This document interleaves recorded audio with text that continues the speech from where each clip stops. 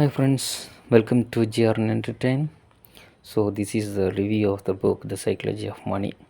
The Psychology of Money அப்படிங்கிற ஒரு புக்கிலிருந்து சில கருத்துக்களை உங்களுக்கு சொல்ல ஆசைப்படுகிறேன். இதனுடைய கண்டென்ட்டை நம்ம முதல் வீடியோவில் பார்த்தோம். இதில் அதோட ஸ்டார்டிங்கை பார்க்கலாம். Introduction the greatest show on earth அப்படிங்கிற அந்த ஃபஸ்ட்டு இன்ட்ரொடக்ஷன் பார்ட்டில் அப்போ அந்த வாசிக்கிறேன் பாருங்கள். I spent my college years working as a valet at a nice hotel in Los Angeles. One frequent guest was a technology executive. He was a genius, having designed and patented a key component on Wi-Fi routers in his 20s. He had started and sold several companies. He was wildly successful. He also had a relationship with money I would describe as a mix of insecurity and childish stupidity.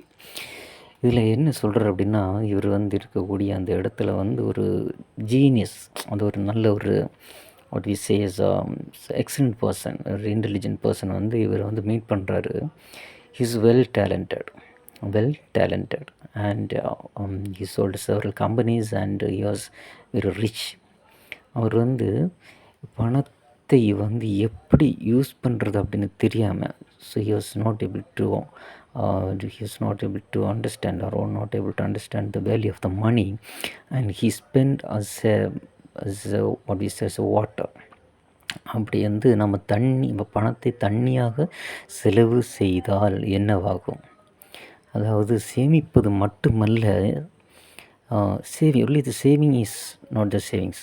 As we keep the money is not the savings, but also what we need is the spending of the money should be less.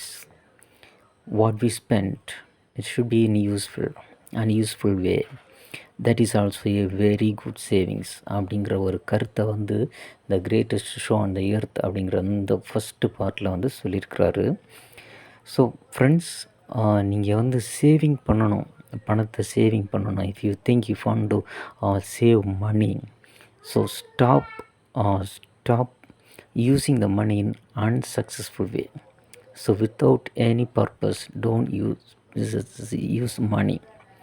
If you no need anything, because of someone does have that particular thing, you no need to spend your money on that particular part. That is the message.